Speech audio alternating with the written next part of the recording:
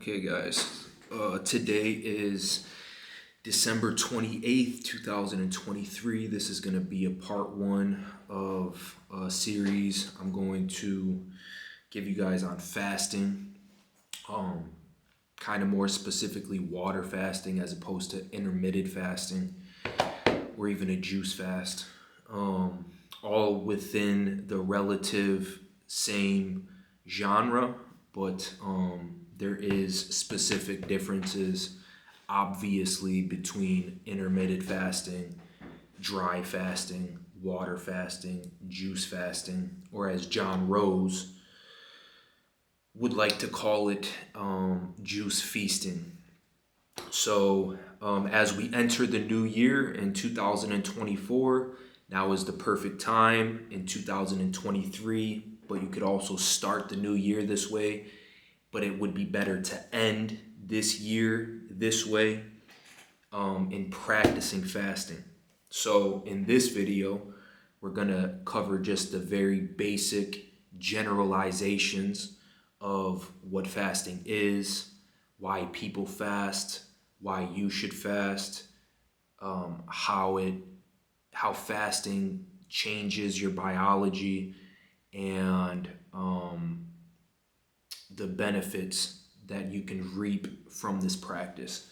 So I didn't get too much literature at the library that I'm at currently on fasting.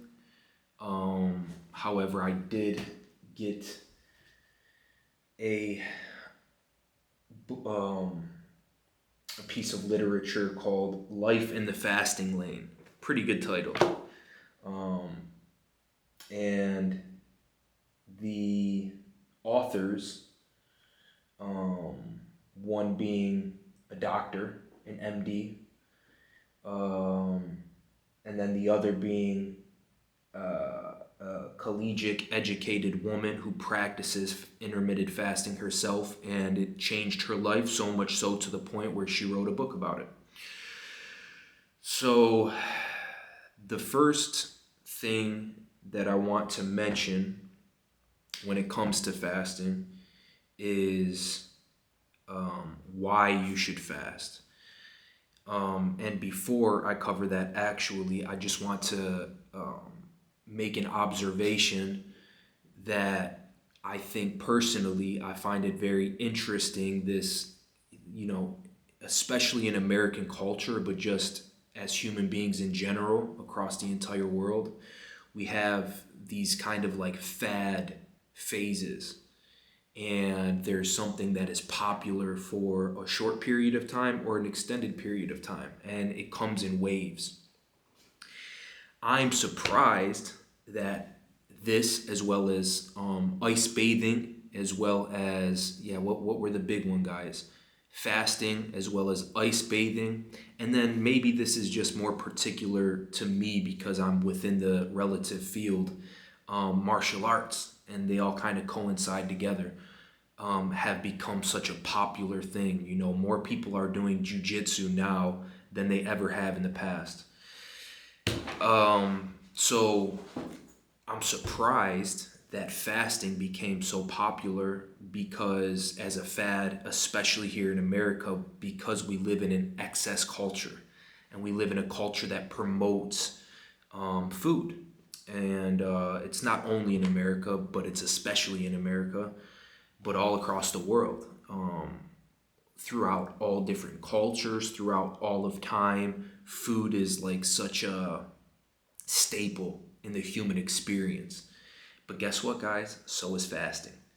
So with that being said, I'm going to take my last sip of caffeine that I was supposed to take my last sip about 30 minutes ago.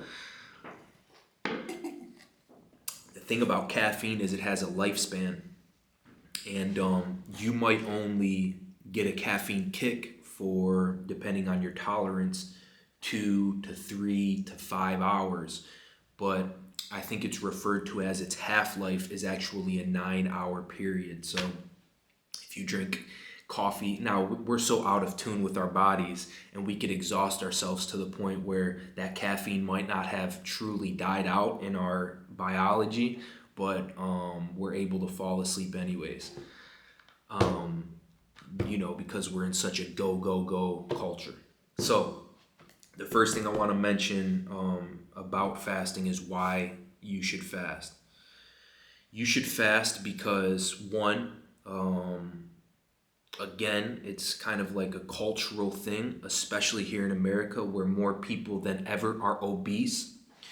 When I was studying to become a personal trainer, which I never completed, in the introductory of my personal training textbook, it talked about the transition from the pre-industrial revolutionary period to the current industrial revolutionary period, to where human beings transitioned from hard manual labor, the majority of us, from hard manual labor, farming. I think it's not sodding, but there is a process to where I think you mass plant seeds, and we used to do these things by hand,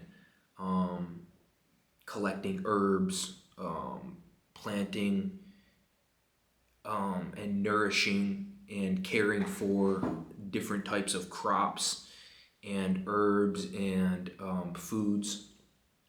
We went from hard manual labor to a machine world, to where these mechanical mechanisms have the ability to do what we once did by hand. And we went from exerting large amounts of energy every single day that is rewarding to the human biology, that is necessary to the human biology, that gave a lot of people purpose, and we were stripped away of these things and launched into the industrial revolutionary period, to where we still exist to this day. So in this personal training textbook, it referenced, a lot of office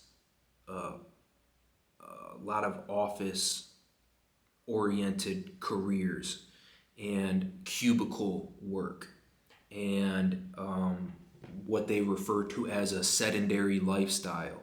We went from on our feet and, not in the sense that you might think exercising, but just completing daily routines, even something as simple as having to walk outside to the well in order to gather water so that you could drink or use it for cooking purposes.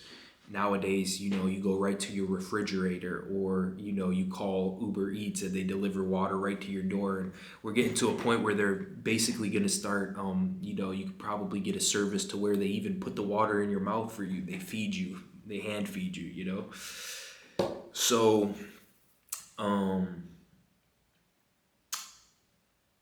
again, we live in a culture that emphasizes efficiency, so much so to the point where it robs us of our human nature, and we transition into these sedentary lifestyles that result in obesity, which America is the home of the free and the land of the obese. Through different things like McDonald's, drive-throughs, fast food, McDonald's, sweets, candies, chocolates, toppled with these new careers, these newfounded careers, to where you're in an office and you're staring at a computer all day long, sitting for 8 to 10 hours a day. That robs us of our human nature and the demand that our biology has to get up and move every single day. In this moment, I recall the movie with Brad Pitt, the zombie movie with Brad Pitt called World War Z. And there's a scene where they have to make a decision whether or not to stay put or to keep moving. And I believe in Spanish, Brad Pitt is either told by a character or tells a character that movement is life. And that's, you have to get up and move every single day. And there's small micro reactions that, we aren't very consciously aware of throughout the day that are affected by these sedentary lifestyles. For example, I have a bad back. That is not just from my body being abused through martial arts and just like kind of regular, being a kid and like falling off of a cliff in the woods or whatever, getting into a wrestling match with some of my friends, whatever, falling off my bike, falling off of a gas powered vehicle, scooter, whatever it may be. I have a bad back, and through inflammation as well as improper care for my body and doing certain things that promote strengthening small micro tendons and muscle fibers, that maybe, for example, if I had to chop wood every day, you might only think by watching somebody chop wood, oh, that's probably working out. It's a good hand workout, because you have to grip the axe tight. That's also a good lat workout because you're but in reality, when you're doing things like that in nature, in the natural world that is demanded of human beings before technology completely overtook our complete reality, when you're doing these natural movements that are required by human beings for survival purposes, you're working all parts of your body. It's not when you're swinging that axe, it's not just your arms, it's your core is engaged, your lower back is engaged, your leg muscles are engaged, your feet muscles are engaged. Stripping ourselves from being barefoot to having boots on, and there's a lot that goes into it. But so why would one fast? Well, it doesn't really depend on your specific situation, because fasting is overall beneficial to everybody. You might fast personally because maybe you're a few pounds overweight by your BMI, or what is it? BMI, your BMI index. Is that what it's called? Your body mass index, which can be measured by your height, your current weight, and maybe your age, I think. How is body mass index measured? But either way, whether or not you're obese, guys.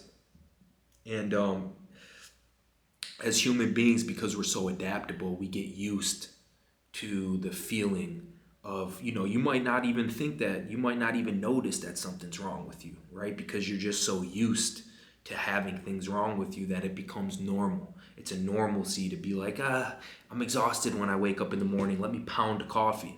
I'm exhausted midday. Let me, get another caffeine. Let me get a 5-hour energy in there. My lower back hurts. Yeah, that's normal. Everybody's lower back hurts as you get older. No, not really. Not necessarily. That's not how it's supposed to be.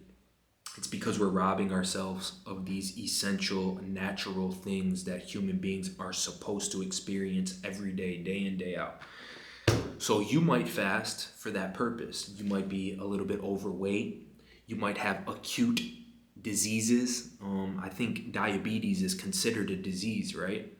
You might have acute diseases that you're aware of, acute diseases that you're unaware of. There's certain skin disorders that people have that fasting has the ability to cure, manage, reduce.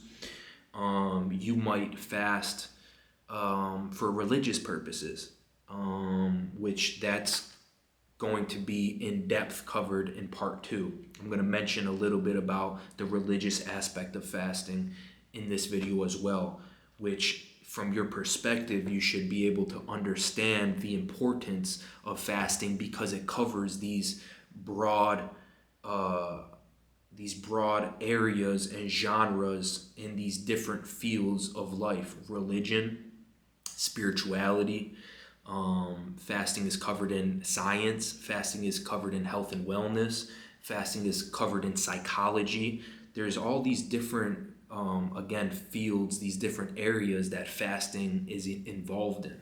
And that in and of itself should be a marker of importance to you. And at the very least, it should cause you to want to be intrigued by the subject. So you will have your own reasons why you fast. I will have mine. But ultimately, we all should be fasting, whether it's 3 times a year, a hardcore 5-day water fast like the Liver King or George St. Pierre, or now Dana White did his 96-hour fasting. You know, I can really truly only thank the grand architect of the cosmos for popularizing fasting in 2023, because again, we live in this culture of go, go, go, force feed, force feed, force feed, input, input, input, that you don't ever have these moments to just be still, to be empty, to be open-minded. You know, we're constantly getting infiltrated by different social medias, by popular literature, magazines, television programming.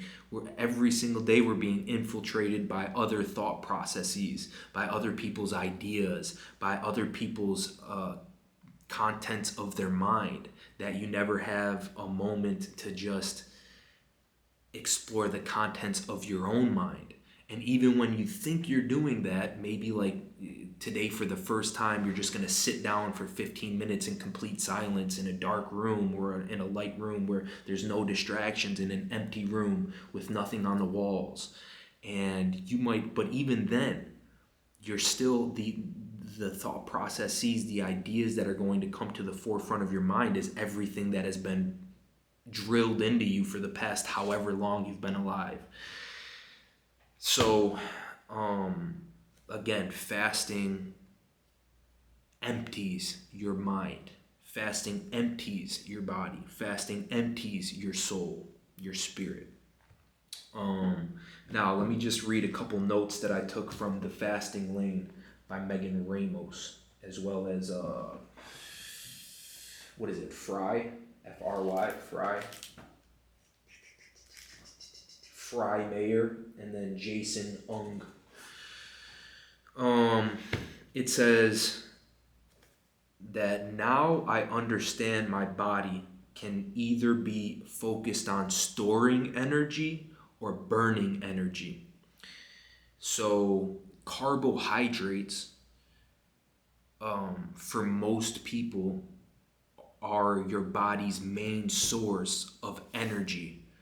Carbohydrates come in the form of some fruits as well as vegetables.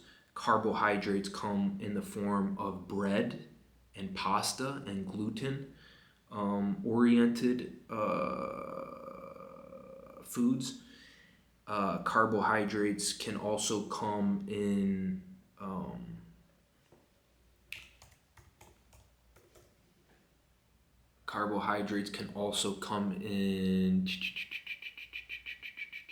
did we cover it all? Fruits, vegetables, breads, pastas, grains. Carbohydrates are found in grains. So all day long, every single day, whether you understand it or not, even just sitting at a desk all day long, you are burning certain levels of energy. And your body is using carbohydrates for that burning of certain levels of energy. Even if you're a truck driver and you're stationary, seated all day long, and you're only moving, you know, your brain is firing at different piston rates, and so you are burning energy, just not as much as you would be if you were being physically active, for example. So with that being said, your body could either be storing energy or burning energy. So if you're consuming more than you're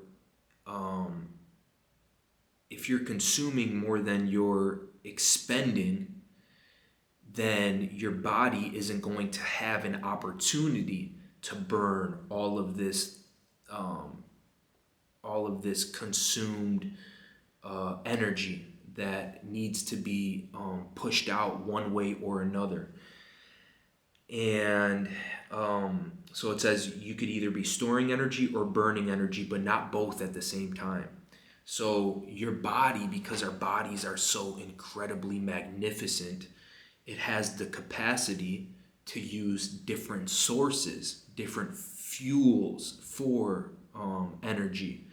And when you fast, you know, from my opinion and from my understanding, intermittent fasting, typically for most people, especially when it's not in conjunction with a ketosis diet, a ketogenic diet, you're not entering ketosis. And in order for your body to use fat as fuel, you have to enter a ketosis state, a state of ketosis rather. And that is accomplished, again, through what you eat, through your level of physical exertion, through how often you consume products, so on and so forth. And and water fasting kind of catapults you into a ketogenic state. This typically, scientifically proven, takes roughly 72 hours. There are certain symptoms that correlate with entering a state of ketosis. Minor migraines, headaches, ketones being burned off, and you being able to sense this with your taste buds in the back of your tongue, in the back of your throat.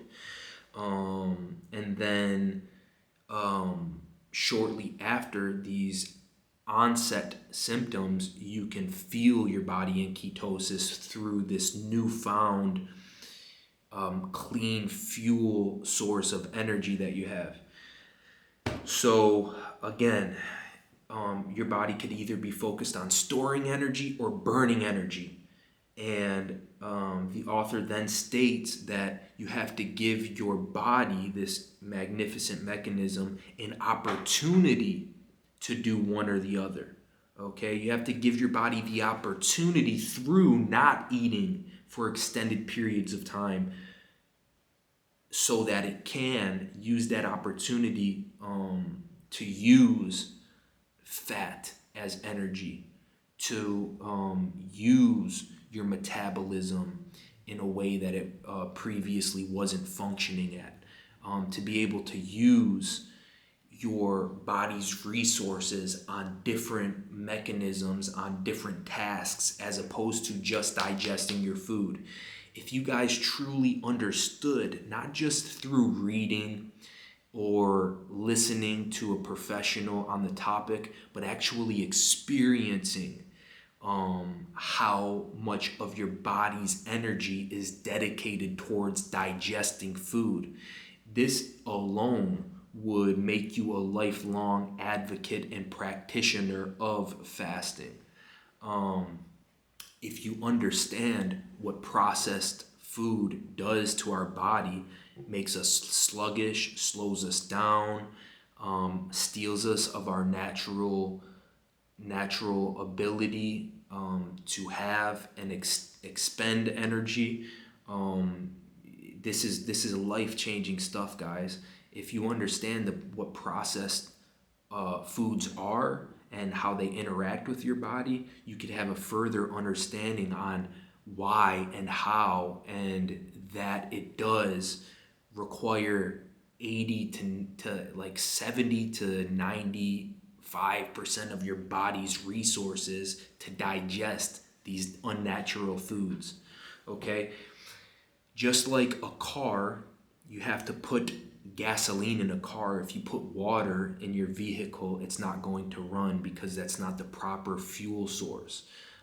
You can get away with using different fuel sources for your vehicle, but it might break your car, it might ruin your car, it might not do it immediately, it might take weeks to ruin your engine. But ultimately, a car is designed to burn specific fuel. So if I had an apple as opposed to a Little Debbie snack, my body immediately, through thousands and thousands and thousands of years of adaptation and evolution, my body immediately knows what to do with that apple. It immediately knows how to distribute that organic material throughout our body in order to use it to our benefit. These are like programs on your computer. They're specifically designed for your computer. Certain programs that you use, certain softwares that you use on your hardware are specifically designed to be used by your computer, aka your body. An apple, let me think of some good examples: mangoes, papayas, black seeded watermelon. They're specifically designed. Legumes,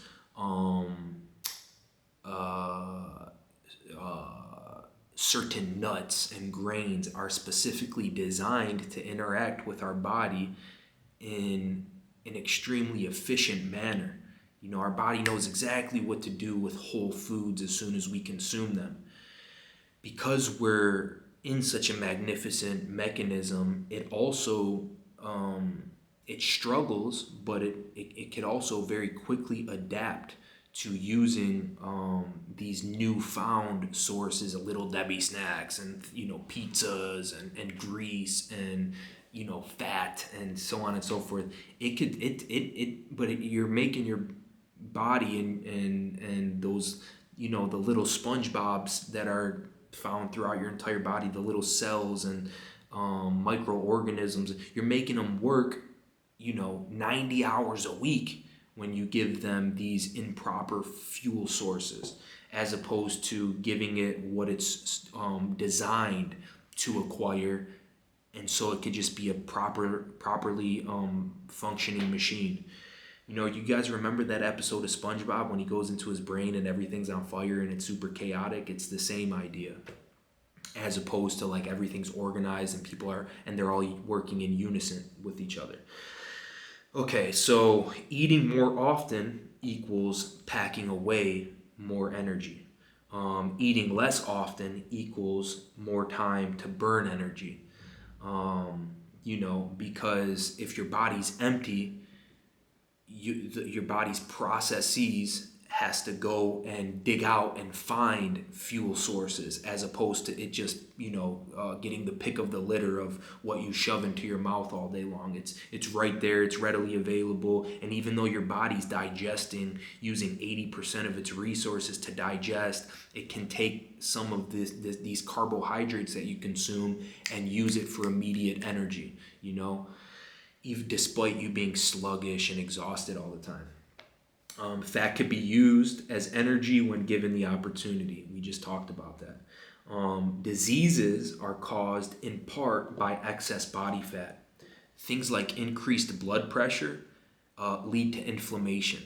Things like increased blood pressure when you're obese, when you're overweight, can result in aggravating an already acquired arthritis. You might already have arthritis. There's nothing you could do about it. Disagree with that. But that's what modern medical science might tell you. I personally disagree with that, because things like anti-inflammatory diets, as well as strengthening some of these muscles, surprisingly have the ability to cure some of these diseases, right? However, the medical industry is big business. That's why at the beginning of the video I talked about I'm surprised that fasting became such a popular fad. We're coming up on 30 minutes, guys, so I'm going to have to close out part one here. I'm going to make these 30-minute parts. Increased body fat also can result in bad sleep, guys. Sleep is your body's superpower. Sleep is if we lived in a fictional movie, sleep would be like, the secret code to your secret power, okay? And being obese has the ability to ruin your sleep patterns. Guys, this is super in-depth stuff. I barely got to cover anything despite talking for 30 minutes. I could go on for another 300 hours, But we're going to have to wrap it up here for now. And I guess the last thing I'll say to you guys is do your own research, and furthermore, practice. You guys have to put this into practice, into physical practice. It's not enough to just listen or read or believe what somebody else is telling you. You need firsthand experience. And that's the 30-minute marker. We're going to go to about 30 minutes and 10 seconds, and I'll see you guys in part 2. All right, make sure you stay tuned. Let me know what you think about this in the comments. All right.